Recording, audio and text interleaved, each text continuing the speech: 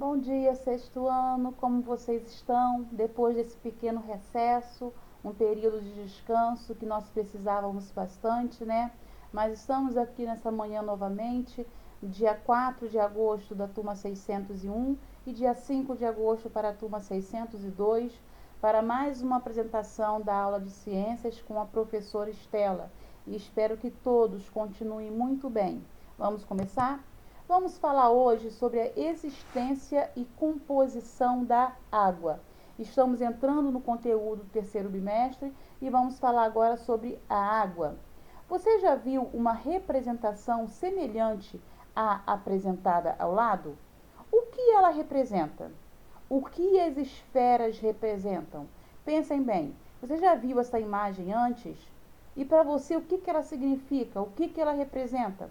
Pensa aí um pouquinho, por favor, e vamos falar sobre isso no decorrer dessa aula. Relação água e terra. O planeta Terra tem cerca de 70% da sua superfície coberta por água, sendo que 97,5% dessa quantidade é de água salgada e encontra-se em maior parte nos mares e oceanos. A água doce representa apenas 2,5% e é dividida da seguinte forma. Então pensa comigo, 70% do planeta é coberto de água, tá? E é muita coisa e pouca coisa de terra. E 97,5% dessa quantidade de água é água salgada, que não é uma água boa para o consumo. E somente 2,5% é água doce. Então é muito pouca quantidade de água doce. E essa quantidade de água doce, que é tão pouca, né, nem 3%, só 2,5%, ela é dividida em 98,9% geleiras e calotas polares, que é uma água doce congelada, que é a maior parte dela. 28,9% em águas subterrâneas, que é uma água de difícil acesso. 0,3% são os rios e lagos, e 0,9% outros locais como pântanos e a umidade do solo. Os seres vivos e a água. Existe água em todo o ser vivo, mas em percentuais diferentes. Alimentos, eles são ricos em água, como o alface, que tem 95% de sua composição.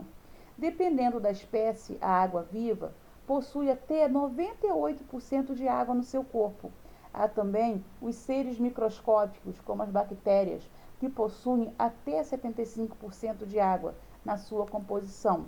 Em uma pessoa adulta, nós encontramos aproximadamente 65% de água. Isso pode variar entre 65% a 70% de água do corpo, tá? E aqui nas tabelas abaixo, nós temos alguns seres vivos e a quantidade em relação à água e à massa corporal. Por exemplo, o pepino tem 96% de água, o tomate, 94%, melancia, 92%, um ovo tem 74%, o milho 70%, uma galinha 65% e uma cevada 10%, o amendoim tem somente 5%. Então, e a proporção de água para a massa corporal. E aqui no ser vivo, o percentual de água no corpo. Quando ele está um feto ainda no útero da mãe, 100% do feto ele é de água, formado por água.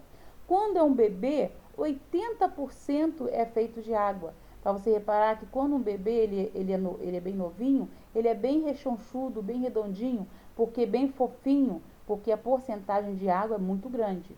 Quando chega a fase adulta, como eu falei anteriormente, é de 65% a 70% de água, tá? Para você entender a proporção de água, a água está na coloração azul, tá? Nesses seres, no ser humano. Quando vai chegando a pessoa com idade, a pessoa idosa, né, no envelhecimento, vai perdendo essa porção de água e pode chegar a somente 50%. É quando a pele vai ficando enrugada, envelhecida.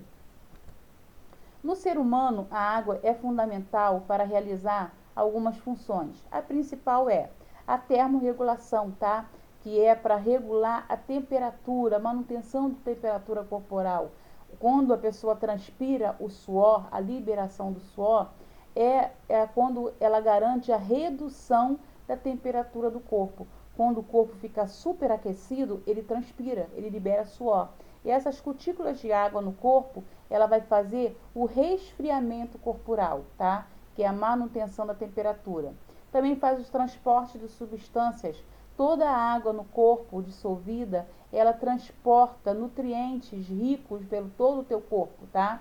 Que é através do plasma sanguíneo. Tem a participação em reações químicas. Muitas reações ocorrem no meio aquoso do nosso corpo. E a água é o essencial para esse processo. Tem a proteção. A água protege o nosso corpo de várias formas. Por exemplo, com a composição da lágrima, que vai proteger os nossos olhos, né? O líquido amniótico, que protege o útero da mãe contra qualquer impacto. Tem o líquido sinovial, que atua como lubrificante, protegendo as articulações. Então, essas aí são algumas principais funções da água no corpo humano. A perda da água pelo corpo, tá? Pode acontecer por várias maneiras. Os principais processos é através da respiração. Quando você respira, você libera gotículas de água na atmosfera. Quando urina, libera o líquido, a água através da urina. A eliminação das fezes. As fezes, elas não podem ser muito ressecadas. Quando mais ressecadas, pior é a eliminação das fezes. Então, ela é úmida para poder facilitar. E quando isso acontece, libera água também. E através do suor, como já foi dito. Diante de tantas perdas e funções que a água desempenha em nosso corpo, fica clara a necessidade de ingerir uma quantidade adequada diariamente. A recomendação do Ministério da Saúde é a de que todos os dias consumam-se pelo menos 2 litros de água. Esse valor pode ser aumentado em situações de calor extremo e em prática de atividades físicas, por exemplo. Então, nessa imagem, nós temos o exemplo da perda de água. O aconselhado pelo Ministério da Saúde é o consumo de pelo menos 2 litros. Mas numa situação como essa ao lado, o recomendável é até ingerir mais do que isso, porque está perdendo muito líquido através do calor e pela atividade física também. Então, beba água. A água fora dos seres vivos. Nós habitamos o planeta Terra, também conhecido como um planeta água, né? Essa denominação deve-se ao fato de que, como nós falamos, 70%, 71%, essa é a média, da superfície terrestre é coberta por água. A água é encontrada nos oceanos, mares e águas continentais, como foi falado. Os oceanos representam mais da metade da água disponível na Terra. Temos também nos rios, lagos e águas subterrâneas. E geleiras, que são uma suma importância para os seres vivos por fornecerem água doce. Na atmosfera também nós encontramos o vapor de água. Então nós colocamos algumas imagens aí onde nós encontramos no planeta essa água. Temos aí um rio, uma cachoeira, temos o oceano, um lago e as geleiras. Todos pontos de acúmulo de água doce no planeta. De água em geral no planeta, não só água doce. Aí tem a distribuição, um gráfico da distribuição de água no planeta. Só para você ter uma noção visual dessa quantidade. Olha só, tudo isso em verde, nesse primeiro globo, é água salgada, 97,5. Lá em cima, ó, somente água doce, 2,5. Então, a proporção é muito pequena. E no quadro ao lado, nesse círculo ao lado, nessa esfera, nós temos a porcentagem de água doce. Olha a quantidade aqui. Geleiras é a maior parte, depois vem águas subterrâneas, vem depois solos e pântanos, e depois vem os rios e lagos. A quantidade é muito pouca realmente.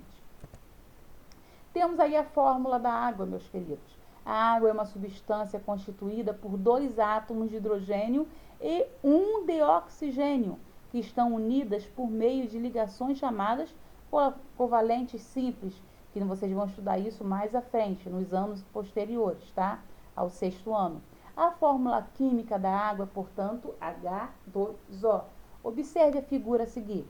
Então, H2O significa 2 átomos de oxigênio, de hidrogênio, para 1 átomo de oxigênio.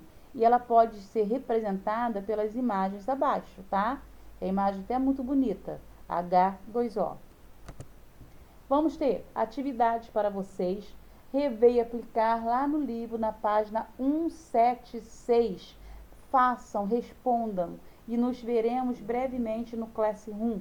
Estarei à disposição de vocês no KS1 nos nossos horários de aula. Espero por vocês lá para conversarmos um pouco e para tirarmos as eventuais dúvidas. Um beijo, fiquem com Deus. E temos aqui uma imagem do planeta Terra, do planeta Água. Preserve, cuide. Tchau, queridos. Até a próxima.